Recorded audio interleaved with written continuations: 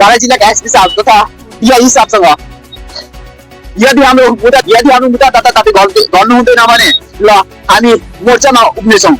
हामी यही घण्टाघरमा मोर्चा निस्काउँछौँ। पत्रो सिटी न्युजबाट गाडा चेताउनी छ सिडिओ साहब तथा बारा जिल्लाका एसपी साहबसँग। बारा जिल्लाका एसपी साहब चुप किन हुनुहुन्छ? बोल्नुहोस् न, किन बोल्नु भइरहेछ न? के पत्रकारलाई तपाईँ भ्यालु दिनु हुँदैन? पत्रकारले भ्यालु दिनु हुँदैन? र डिआइजी साहब तपाईँले त नभन्नु पर्नुहोस्, के गर्ने अब तपाईँले भन्नुहोस्। बारा जिल्लाका मुसाफा बोर्डरमा पत्रकार रिपोर्टिङ गर्दा जाँदाखेरि यहाँको तस्कर तथा नेपाल प्रहरीले जानले मार्ने प्रयास पनि गर्दैछ। के गर्ने? हामीले रिपोर्टिङ छोडिदिने?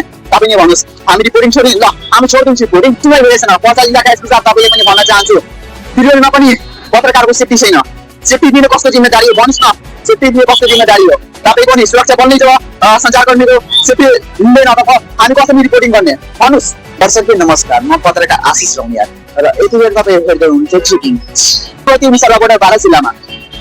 यो त सायदै कसैले भन्नुपर्छ, बारा जिल्लाका मुसाफा बोर्डरमा नेपाल प्रहरी तथा सशस्त्र प्रहरीको अन्तर्गतमा हामीलाई जनता हेडलाइन तथा सिटी न्युजबाट भेट्ने प्रयास भइरहेको थियो। हामीले इन्फर्मेसन पाइदियो बारा जिल्ला मुसाफा बोर्डरमा धेरै तस्करी हुँदैछ। त्यो तस्करी हुँदैछ, त्यो तलासमा हामी गएको थियौँ बारा जिल्लाका मुसाफा बोर्डरमा। के भयो त्यो पत्रकारमाथि? यो सायद भन्नु पर्नेको होला। अहिलेसम्म मुद्दा गराए हामी त्यो नेपाल प्रहरी जो ब्ल्याकले बोलाएर हामीले धम्कायो, त्यसले बोलायो, त्यसमाथि पनि कारवाही भएन अहिलेसम्म। हामीले धम्कायो माने प्रयास गर्यो, तर हामी लाइनमा बसेर हामी आफ्नो सुरक्षाका लागि लाइट चलाइदियो। तर त्यो पश्चात 5 दिन आज लगभग 6 दिन भइहाल्यो, अहिलेसम्म केही भएन, सुनाइ भएन। तर मल्ली ढाकाले सिटी न्युजको सञ्चारकर्मी आशिष रौनियाले ढाकाले तस्कर त्यसको सबुत पनि हामीसँग लाइभ चलाइछु। लाइभमा एकदम आएछ त्यसको तस्बिर र इन्डियन नम्बर प्लेटको गाडी लिएर आएछ, बाइक लिएर आएछ। त्यो तस्कर हामीले जानले मार्ने प्रयास गर्न चाहन्थ्यो, तर हामी लाइनमा बसेर बारा जिल्ला अर्थात् पर्सा जिल्लामा पत्रकारको भ्यालु छैन। यसमै भइरहेछ न? पर्सा जिल्लाका एसपी साहब तपाईँले पनि भन्न चाहन्छु, त्रिवेणीमा पनि पत्रकारको सेफ्टी छैन। सेफ्टी दिनु कस्तो जिम्मेदारी हो भन्नुहोस् न? सेफ्टी दिनु कस्तो जिम्मेदारी हो? तपाईँ पनि सुरक्षा बलमै जब सञ्चारकर्मीको सेफ्टी हुँदैन त हामी कसरी रिपोर्टिङ गर्ने भन्नुहोस्। बारा जिल्लाका एसपी साहब तथा डिआइजी साहब, हिजो हामी मेरो कुरा भयो डिआइजी साहबसँग र एसपी साहबसँग, बारा जिल्लाका एसपी साहबसँग कि मुद्दा अहिलेसम्म दर्ता किन भएन? लगभग 5 दिन पुरै भइसक्यो, अहिलेसम्म मुद्दा दर्ता भएन हाम्रो। किन भएन? के गल्ती छ हाम्रो? के गल्ती छ भन्नुहोस् न? बारा जिल्लाका एसपी साहब किन चुप हुनुहुन्छ भन्नुहोस् न? के भन्नुहोस्? के पत्रकारको सुरक्षाको जिम्मेदारी तपाईँले लिनुहुँदैन?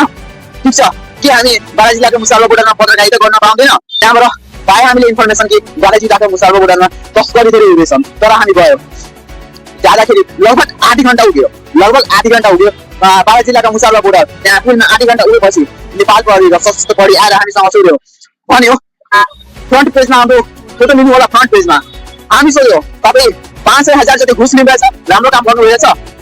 नेपाल प्रहरीसँग सोध्यो 5,000 जति लिनुभएछ, राम्रो काम गर्नुभएछ सर? त्यो पनि ल लिइरहेको छु।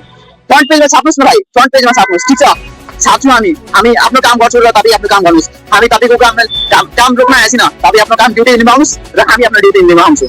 तर नेपाल प्रहरी र सशस्त्र प्रहरी आफ्नो ड्युटी नगरेर उठ्यो र नेपाल प्रहरी कल गरेर त्यो तस्करले बोलायो। तस्कर के गर्यो? आएर धम्काउन स्टार्ट गर्यो। पत्रकारले मुसाफा बोर्डरमा यसलाई आउनै छैन। किन छैन? एसपी साहब, बारा जिल्लाका एसपी साहब, हामी अहिले मुद्दा दर्ता गराएको थियो, तर मुद्दा अहिलेसम्म सुनाइ भएन। मुद्दाको किन भएन अहिलेसम्म सुनाइ? यही प्रश्न सोध्न चाहन्छु बारा जिल्लाका एसपी साहब तथा डिआइजी साहबसँग। के भयो मुसाफा बोर्डरमा?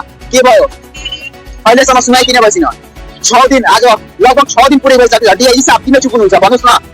के पत्रकार सेक्सन विषयमा त भनिदिनुहोस्, हामी पत्रकारिता छोडिदिन्छौँ भन्नुहोस्। तपाईँ हामी पत्रकारिता छोडिदिन्छौँ। यही भन्न चाहन्छु बारा जिल्लाका एसपी साहब तथा डिआइजी साहबसँग, यदि हाम्रो मुद्दा दर्ता तपाईँ गर्नु हुँदैन भने ल हामी मोर्चामा उभिनेछौँ। यो सिटी न्युजबाट गाडा चेताउनी छ सिडिओ साहब तथा बारा जिल्लाका एसपी साहबसँग। हामी यही घण्टाघरमा मोर्चा निस्काउँछौँ। पत्रकारमाथि यस्तो दुर्व्यवहार भइरहेछन्। बारा जिल्ला मुसाफा बोर्डर तथा त्रिवेणीमा पनि यस्तो बोर्डर छन् जहाँ भइरहेछन्। म यही भन्न चाहन्छु पर्सा जिल्लाका एसपी साहबसँग पनि भन्न चाहन्छु, त्रिवेणीमा पत्रकार सेफ छैन र बारा जिल्लाका एसपी साहब बारा जिल्लामा सेफ छैन पत्रकार। म यही भन्दै बिदा लिन चाहन्छु। पत्रकार आशिष रौनिया, जिटी न्युज, नमस्कार।